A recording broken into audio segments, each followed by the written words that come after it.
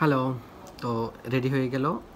এই প্রথমে এই প্যাচটা, এটা তো আপনাদের গতবার ভিডিওতে শিখাইছি। তারপরে যে এটা, তারপরে যে এটা, এই প্লাস্টিকের এটাকে একটা এই দিক থেকে দিতে হবে, একটা এই দিক থেকে দিতে হবে। দেওয়ার পরে একটা গিট দিয়ে দিলেই হয়ে যায়।